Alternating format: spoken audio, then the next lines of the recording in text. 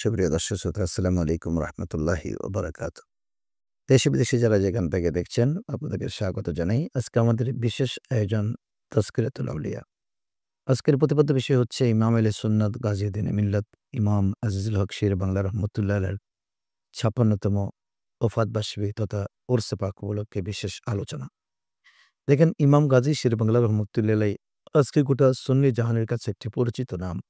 আলা হযরতের পরে বাংলাদেশে যিনি সুন্নিয়তের জন্য নিবেদিত প্রাণ ছিলেন এবং নিজের রক্ত, তাজা রক্ত দিয়ে সুন্নিয়তের ময়দানকে নিষ্কণ্টক করেছেন, তিনি হলেন ইমাম আজিজুল হক শের বাংলা রহমাতুল্লাহ আলাইহ। যাকে আমরা সকলে কিন্তু শের বাংলা হিসেবে চিনি। আসলে সত্যিই তিনি বাংলার বাঘ ছিলেন। যেই বাঘের অ্যা কঠিন দাপট থেকে, কঠিন গর্জন থেকে কোটি, কোটি বাতিল পালিয়ে বেড়াত। যে কোরআন হাদিসের আলোকে তিনি কোনো বাতিলকে কখনো পাত্তা দিতেন না। বাঘ যেমন গোটা ময়দানে, গোটা জঙ্গলে তাপিয়ে বেড়ায় যে কোনো প্রাণী আমার সাথে পারবে না। ঠিক এক্সাক্টলি কোনো বাতিল আলিম সমাজকে তিনি একেবারে কঠোর কণ্ঠে, বজ্রা কণ্ঠে তিনি দমন করবার জন্য সবসময় যিনি নিষ্ঠার সাথে কাজ করেছেন সুন্নিয়তের ময়দানে তিনি ছিলেন ইমাম আজিজ হক শের বাংলা রহমতুল্লাহ আলাইহ। আমরা আজ উনার ৫৬তম উরসে পাকের দিনে এনাকে গভীর শ্রদ্ধার সাথে স্মরণ করছি। দেখেন ইমাম গাজী শের বাংলা রহমতুল্লাহ আলাইহ যে কেমন নিবেদিত প্রাণ ছিলেন, সুন্নিরা কি আসলে সত্যিকার অর্থে উনাকে স্টাডি করেছি বা উনাকে চিনেছি? আমরা হয়তো চিনেছি যতটুকু যে ইনি আমাদের ইমাম ছিলেন। ইনি ওয়াজ নসিহত করতেন, মোনাজারা করেছেন, বাতিলকে পরাস্ত করেছেন। এখন ওনার একটা মাজার আছে, আমরা বৎসরে ১ দিন সেখানে হাজির হলাম। এনার উরসে পাকে গেলাম, উরসে পাক করে আমরা সকালবেলা চলে আসলাম। এই হচ্ছে আমাদের কর্মপরিধি। আসলে এনার কর্মপরিধি মানে উনাকে স্টাডি করতে হবে। যখন দেখুন ইনি সংগ্রামটা কি সংগ্রাম করেছিলেন। রাত-দিন ২৪ ঘন্টা কিন্তু গোটা বাংলাদেশে দাপিয়ে বেড়িয়েছেন। যেখানে বাতিল সেখানে শেরেবাংলা। কখনো কাউকে এক সুতো পরিমাণ ছাড় দেয়নি। কোনো মোনাজারাতে এ পর্যন্ত কোনো নজির নাই শেরেবাংলা হাজির হয়নি। সবকটি মোনাজারাতে ইনি সবার আগে পৌঁছেছেন। বরঞ্চ বাতিলরা হাজির হয়নি এরকম অসংখ্য নজির আছে। আবার বাতিলরা হাজির হলেও ইনি যখন মোনাজারার পয়েন্ট নিয়ে দাঁড়াতেন ১-২ মিনিটের মধ্যে মোনাজারা শেষ হয়ে যেত। বাতিলরা ১-২ মিনিট এনার সাথে টিকতে পারতেন। তারপরে এনারা লন্ডা-ভন্ডা হয়ে যেত। ইভেন কি অনেক মোনাজারার মাহফিলে এরকমও প্রমাণ আছে হুজুর বলেছেন, "এই যে অমুক, অমুক চলে যাচ্ছে, তুমি দেখো তাদের কাপড় ভিজে গেছে।" অর্থাৎ সে ভয়ে পেশাব করে দিয়েছে। ভয়ে পেশাব করে দিয়েছে। কিন্তু শেরেবাংলা কখনো কাউকে ভয় করেছেন কোনো প্রমাণ নেই। কুমিল্লা কোর্ট বিল্ডিং এর যে মোনাজারা, সেই মোনাজারা তো ১ মিনিট টিকতে দেয় নাই। এরপরে তিনি এটা মিলাদ কিয়ামের উপরে মোনাজারা ছিল। এবং সেই মোনাজারাতে ইনি সেখানে দাঁড়িয়ে মিলাদ কিয়াম, দরুদ সালাম পড়ে গোটা হাজার, হাজার মানুষের মধ্যে প্রমাণ করেছেন যে শেরেবাংলা কোনোদিন পরাজিত হয় না। নবীর সৈনিক কোনো পরাজিত হয় না। তুমি রক্ত ফেলতে পারবা। হোসাইনকে পৃথিবীর জমিনে রক্ত ঝরিয়েছ। কিন্তু হোসাইনি আদর্শকে তুমি নিভাতে পারবা না। এজন্য খন্দকের জমিনে উনাকে যখন মারবার জন্য একেবারে মেরে ফেলা হয়েছে, মেরে ফেলে দিয়েছেন। এটা তো মনে করেছে বাতিলরা ইনি আজ শেষ। কিন্তু আল্লাহ উনাকে বাঁচিয়ে রাখবেন সুন্নিদের স্বার্থে। এজন্য তিনি হসপিটালে নিয়ে আসবার পরে তখন তো চিকিৎসা ব্যবস্থা আধুনিক ছিল না। লাইফ সাপোর্ট বলতে কিছু ছিল না। চট্টগ্রাম জেনারেল হাসপাতালে ইনি সেন্সলেস ছিলেন প্রায় ৩৬ ঘন্টা। তো এই অবস্থায় কিন্তু ডাক্তাররা উনার আশা ছেড়ে দিয়েছেন। কারণ তখন তো লাইফ সাপোর্ট ছিল না। ডাক্তাররা বলেছেন ইনি মারা গিয়েছেন দৈনিক আপনারা হসপিটালে আর দীর্ঘ সময় রাখবার দরকার নাই। কিন্তু যখনই ইনাকে ইমাম নুরুল ইসলাম হাশিমি রহমতুল্লাহ বা মুহাদ্দিস শফিউর রহমান হাশিমি রহমতুল্লাহ যখন দেখতে আসলেন, ইনি তখন উনার দিকে তাকিয়ে চোখ খুললেন এবং নিঃশ্বাস ফেলে ইনি তাদেরকে শুভ সংবাদ দিলেন যে ফাতিমাতুজ জাহরা রাদিয়াল্লাহু আনহা উনাকে দেখতে এসেছেন এবং আল্লাহর রাসূল থেকে উনার হায়াত বাড়িয়ে দেওয়ার জন্য হায়াত নিয়ামত হিসেবে উনি কবুল করেছেন। এই যে একটা প্রক্রিয়া, এরপরে তিনি ৬৩ বছর সুন্নতি জিন্দেগি বছর করবার পরে দুনিয়া থেকে সবাই পর্দা করেছেন। দুনিয়া থেকে পর্দা করবার পরে উনার অসংখ্য কারামত, যেগুলো মানুষ তখনই বুঝতে পেরেছেন যে আমরা কাকে হারিয়েছি। জীবদ্দশায় কিন্তু তেমন একটা টের পাননি। অনেকে মনে করেছেন বড় আলেম, মুনাজের, বড় বাতিলদের আতঙ্ক, শেরেবাংলা সেটা বলেছেন। কিন্তু ইন্তেকালের পরে মানুষের কাছে বুঝে চলে আসতেছে যে আমরা কাকে হারালাম, কাকে কবরস্থ করতে যাচ্ছি। যে ইনি যখন বুধবারে ইন্তেকাল করলেন, এই বুধবার থেকে দাফন করতে কিন্তু শুক্রবারে জানাজা হয়েছে না জুমাবারে। কিন্তু এই ৩৬ ঘন্টা একটানা সময় ইনি কিন্তু শুধু ঘেমেছেন শরীর পাক। দেখেন কোন মৃত মানুষ কিন্তু কখনো ঘামে না। মৃত মানুষ আস্তে, আস্তে ঠান্ডা হয়ে আসে। বরফের মতো কোল্ড হয়ে যায়। এবং তাকে তার ভিতরে ব্লাড সার্কুলেশন নেই। ব্লাড সার্কুলেশন না থাকলে তার পালস না থাকলে কিন্তু শরীর গরম থাকবে না। আমরা যখন জ্বর আসে তখন আমাদের পালস কমে যায়, আমাদের অ্যাক্টিভিটিস কমে যায়, রক্ত সঞ্চালন কমে যায়। এজন্য দ্রুত জ্বর ফেলে দিতে হবে। ঠান্ডা বেশি জ্বরে যদি আমি ঠান্ডায় কাবু হয়ে যাই, যেকোনো মানুষ মরে যেতে পারে। ইমাম শের বাংলা রহমাতুল্লাহ যখন ইন্তেকাল করলেন, তখন ৩৬ ঘন্টা সময় শুধু এনার শরীর ঘেমেছে। শরীর থেকে ঘাম বের হচ্ছে। মানুষ তখন তো টিস্যু ছিল না। কাপড় দিয়ে উনার শরীর মুছতেন গামছা দিয়ে, আবার কিছুক্ষণ পরে ভিজে যেতেন। উনাকে কফিনের কাপড় যেটা পরানো হয়েছে সেটা ভিজে যাচ্ছে। খাট যেখানে শোয়ানো হয়েছে, সেই খাটটা কিন্তু আমাদের বাড়ির মসজিদের খাট। এটা এখন আমরা সংরক্ষণ করেছি। আমাদের কাছে বিকল্প খাট আছে, কিন্তু অনেক মুরুব্বিরা এখনো ওসিয়ত করে যান যে, "হুজুর শেরেবাংলাকে যে খাটে ক্যারি করা হয়েছে, সেই খাট দিয়ে আমাকে কবরে নিবা।" এটা আমাদের মসজিদে এখনো সংরক্ষিত আছে। আমাদের কালাসান ফকরি জামে মসজিদ, যেটা আমার বাড়ি যেখানে, হুজুর শের রহমাতুল্লাহ মাজারে পাকের ১ কিলোমিটার পূর্বে হুজুরকে ক্যারি করা সেই খাটটি আমরা সুরক্ষিত রেখেছি এখনো। মানুষ যদি কাউকে ওটাতে ক্যারি করা হয়, তাহলে ওটাতে আমরা নিয়ে যাই, নাহলে স্টিলের খাট আছে সেটাতে যায়। বাকিটুকুন এনে আমরা এটাকে আবার মসজিদের বারান্দায় সুরক্ষা করেছি। কারণ এটা শ্রেবাংলা রহমতুল্লাহর স্মৃতিবাহী খাট। ওই খাটে কিন্তু আমরা নিজেদেরও অনেক সময় আরজু রাখি যে, আমরা যদি এটাতে করে চড়ে আমরা কবরে রসুলের সাথে দিদার দেবার জন্য যেতে পারি। তো ইমাম শেরবাংলা রহমতুল্লাহ সেই খাট ভিজে যাচ্ছিল বারবার।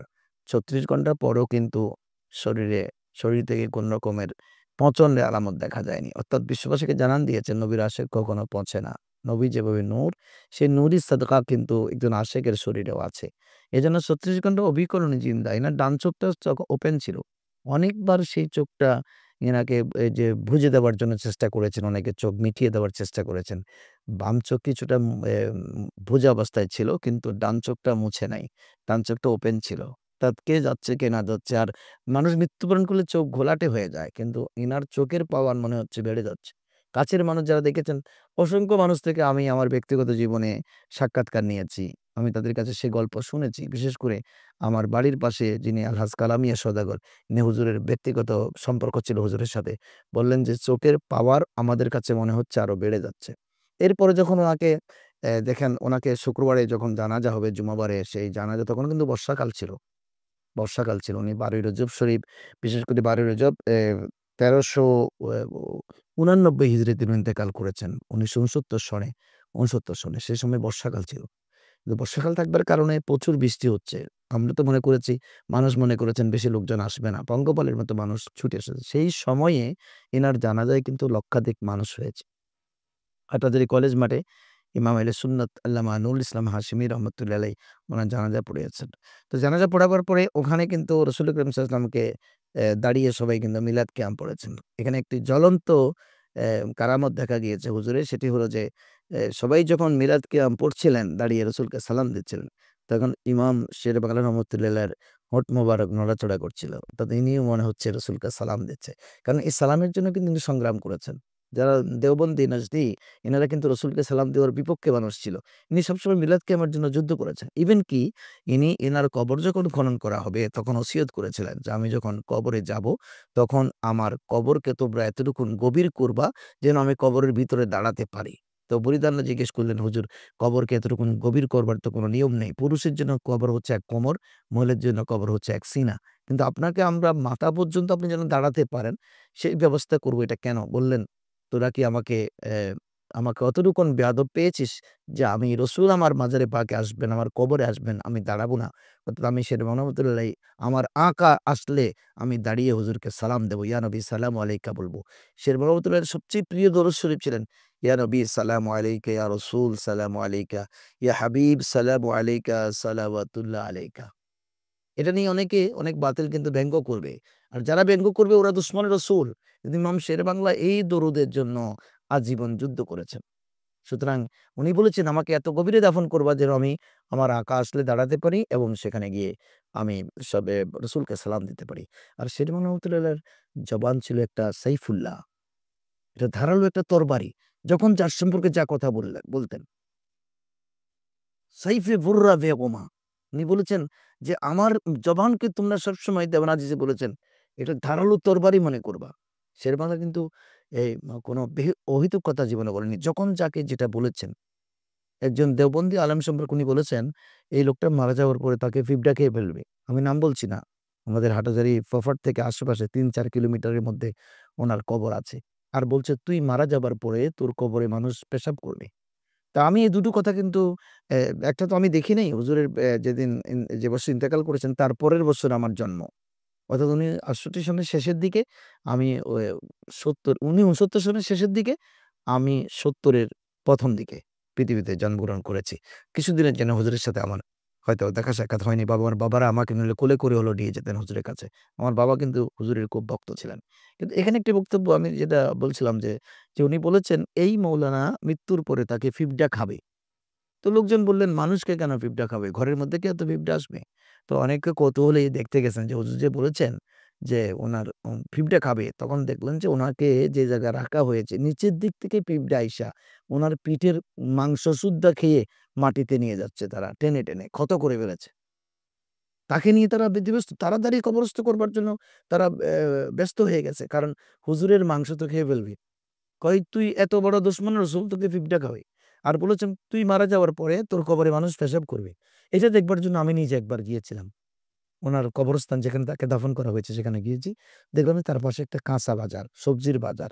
বাউন্ডারি দেওয়া হয়েছে কবরে। কিন্তু মানুষজন বাজারে যারা আসে তাদের পেশাব ধরলে তরকারি বিক্রেতার পেশাব ধরেছে গিয়ে তার কবরের সোজা ড্রেনের উপর বসে ওখানে মুতানি দিচ্ছে। তখন আমি চিন্তা করলাম যে, "কিরে! সবাই এখানে মুতে কেন? এখানে পেশাব করে কেন?" তখন আমি বললাম, "আহারে! ওলি কা জবান খোদা কা কুদরত কা কলম হোতা হ্যায়।" আল্লাহর ওলির জবান আল্লাহর কুদরতি কলম। উনি বলেছেন নিশানা হয়ে গেছে যে, "তুই মারা গেলে মানুষ তোর কবরে পেশাব করবে।" আরেক মৌলানা সম্পর্কে বলেছিলেন যে, "তুই মারা গেলে তোর কবরে কুত্তা পেশাব করবে। কারণ তুই তো জিয়ারত পছন্দ করিস না। জিয়ারত জায়েজ মনে করিস না।" ওই আমাদের একজন সিনিয়র মৌলানা সেখানেও গিয়েছিলেন দেখবার জন্য। আমাকে বলেছেন, "আমি ২ ঘন্টা অপেক্ষা করেছি যে আসলে কুত্তা মুতে কিনা দেখলাম।" দেখলাম যে কুত্তাকে কুকুর একটা এসে তার কবরস্থানে উইঠা তার কবরের উপর পেশাব করে দিয়ে চলে যাচ্ছে। পা তুলে পেশাব করে দিছে। আসলে হুজুর যখন এক লোক একটু মোড়ল টাইপের লোক। এটা মদনহাটের হাটাজারি ফতেপুর ইউনিয়ন ওনার বাড়ি। মদনহাটের পশ্চিম পাশে ফতেপুর ইউনিয়ন ওনার বাড়ি। আমি নাম বলছি না, নাম বললে অনেকে হয়তো গুস্সা হয়ে যাবেন। তো এই লোক হুজুরের মাহফিলে বসছে চেয়ারে বসা আছে। অর্থাৎ তার একটু অসুস্থ, একটু জমিদার টাইপের লোক। আমাদের দেশে কিছু মোড়ল টাইপের লোক আছে না? উনি একপাশে বসে কথা বলতেছেন। মাহফিলের মাঝখানে, মাঝখানে কথা বলে। হুজুর বললেন, হুজুরের মাহফিলে কিন্তু কেউ কথা বলতে পারতেন না। কথা শুধু হুজুর বলবেন আর কেউ উঠতে পারতেন না। যে গিয়েছেন বসছেন যে বসছেন। শেষ না হলে ফজর পর্যন্ত থাকতে হবে। উঠলে ওর জিন্দেগি দুঃখ আছে তার। কপালে দুঃখ আছে। বৃষ্টি হোক, ঝড় বৃষ্টি। অনেকবার ঝড় বৃষ্টি এসেছে, লোক উঠতে চাচ্ছে। কয়, "তোরা উঠোস কেন?" কয়, "হুজুর বৃষ্টি আসতেছে।" ধ্যাৎ বেড়া কয়, "শেরেবাংলা বৃষ্টির মধ্যে ওয়াজ করে না। বৃষ্টি আসবে না, তুই বয়।" মেঘে গর্জন হচ্ছে, সকাল পর্যন্ত গর্জন-টর্জন হয়েছে। কিন্তু এক ফোঁটা বৃষ্টিও আসে নাই। শেরেবাংলা যখন মাহফিল শেষ করে ঘরে গেলেন সবাই, ঝুমঝুম, ঝুমঝুম বৃষ্টি পড়া শুরু করলেন। বৃষ্টিকে যিনি বন্ধ করে দিতেন, অর্থাৎ যার ইশারায় বৃষ্টি বন্ধ হতো উনি শেরেবাংলা। এখন লোকটি ওখানে কথা বলে, হুজুর বললেন যে, "কি ব্যাপার তুমি কথা বলো কেন?" কয়, "হুজুর কথা বলছি, কথা বলব না। আপনি শুধু ওয়াজে এসে ওই বাতিল ফেরকাদেরকে গালিগালাজ করেন। কয়, আপনার এটা ছাড়া আর কোনো ওয়াজ নেই। আপনি নামাজের কথা বলেন না। আপনি কোনো আমলের কথা বলেন না।" কয়, "তুই কি বললি? হেই তুই কি বললি?" উনি গরম হয়ে গেছেন। বললেন যে, "তুই বললি, তোকে একটা কথা বলি, তুই যখন আজকে বেয়াদবি করেছ তোর মৃত্যুর পরে তুই গুলি খেয়ে মরবি। তুই গুলি খেয়ে মরবি। তোর মৃত্যুর পরে কাফনের কাপড়ও তোর মিলবে না।" হুজুর গোস্সা হয়ে বলছে, "তুই গুলি খেয়ে মরবি এবং তোর কাফনের কাপড়ও মিলবে না।"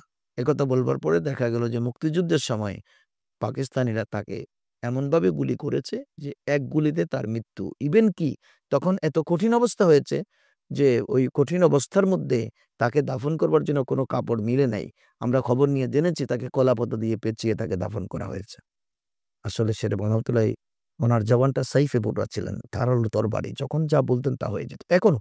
আমি এখনো দেখেছি ওনার রোজা পাক থেকে যেটা ইশারা হয়, আল্লাহর ওলিরা কিন্তু আল্লাহর গোলামদেরকে সেই ইশারা করতে পারে। তাকে কিন্তু সেভাবে তিনি কন্ট্রোল করেন। আর বেয়াদবকে যদি এনার বদনজর একবার পড়ে অসংখ্য পরিবারকে ঘুম দেখেছি। আমাদের বাড়িতে একজন মুরুব্বি আছেন আমার বাড়িতে। হুজুর উনাকে পেয়ার করতেন। তো এখন উনার বউ মারা যাওয়ার পরে উনি ২য় বিয়ে করেছেন ওহাবী পরিবার থেকে। হুজুরকে জানাননি। হুজুর যখন শুনেছেন খুব গুস্সা হয়েছেন। বলে যে, "তুই বিয়ে করবি আমাকে বলবি। আমি তো ওকে বিয়ে করাতাম। তুই ওহাবীতে কেন করে বিয়ে করলি?" একথা বলবার পর হুজুর গোস্সা হয়ে গেলেন। ওই ভদ্রলোকের পরিবার কিন্তু আর উঠতে পারেনি। ওই ডাউন ট্রেন্ড এ এখনো আছে। কিন্তু যদি হুজুরের কথা মানতেন, হুজুরকে মহব্বত করতেন, হুজুরের কথা মেনে যদি বিয়ের প্রস্তাবনা হুজুরের কাছে রাখতেন, হুজুর যদি বিয়ে করাতেন, আসলে ওনার জন্য অনেক ভালো হতো। এই ছিল সুন্নিদের ইমামের আদর্শ। কথা আর কাজের মধ্যে মিল। তিনি দুবার মেকল ইউনিয়ন পরিষদের নির্বাচিত চেয়ারম্যান ছিলেন। অর্থাৎ উনি নির্বাচন করেছেন কিন্তু এনার সাথে প্রতিদ্বন্দ্বিতা করবার কেউ ছিল না। নি ইনার সাথে কে প্রতিদ্বন্দ্বিতা করবে? কিন্তু এই দুবার যে চেয়ারম্যান ছিলেন, এনার বিচার, এনার রিলিফ বন্টন, একটা মানুষ একটা টু শব্দ করতে পারে নাই। মানে ইনসাফ কাকে বলে? বিচার কাকে বলে? বন্টন কাকে বলে? সব খোলাফায়ে রাশিদের নীতি বলার পর তিনি করেছেন। তিনি ছিলেন আমাদের ইমাম। আজকে আমরা সমাজের সর্বত্র এনাকে পরিচিত করতে পারি নাই। এনার আদর্শ কিন্তু এস্টাবলিশ করতে পারি নাই। আমরা তো জজবা দেখাচ্ছি আমরা শেরেবাংলার আশক। কিন্তু শেরেবাংলা তো দুনিয়ামুখী ছিলেন না। ইন্তেকালের পরে এনার কাছে মাত্র ৮ আনা পয়সা পাওয়া গেছে। পাকিস্তানি কয়েন একটা 50 পয়সা, ৫০ পয়সার একটা কয়েন পাওয়া গেছে। জমাজাতি বলতে কিছু ছিল না। তিনি যা ওয়াজ নসিহত করে পাইতেন, মানুষ হাদিয়া দিতেন। এটা সন্ধ্যার সময় মানুষকে খাওয়াতেন অথবা সন্ধ্যার সময় কোনো মানুষ অভাবী মানুষ আসলে তাকে দান করে দিতেন। মেয়ের বিয়েতে দান করে দিতেন। মানুষের চিকিৎসার জন্য দিয়ে দিতেন। মানুষকে খাওয়াতেন। কিন্তু নিজের জন্য কেউ জমাজাতি করেনি। দুনিয়ার কোনো বাড়িঘরে উনি ১ মিনিটের জন্য থাকেননি। এখন যেখানে উনার মাজারে পাক আছে তার পূর্বপার্শ্বে যে ঘরে উনার সন্তানরা থাকে, এই ঘরটি ভক্তরা করে দিয়েছিলেন। কিন্তু উনাকে উঠবার জন্য যখন বলেছেন, উনি বুধবারকে টাইম দিয়েছে। যে বুধবারে তিনি ইন্তেকাল করবেন সেদিনকে তিনি টাইমিং দিয়েছিলেন। অর্থাৎ সেদিন সকালে ইন্তেকাল করেছেন। তিনি দুনিয়ার বাঁধা সেই ঘরে কিন্তু একদিনের জন্য থাকেন নাই। মুসাফির হিসেবে ভাড়া ঘরে ছিলেন। ভাড়া ঘর থেকে স্থায়ী ঠিকানা কবরে গিয়েছেন।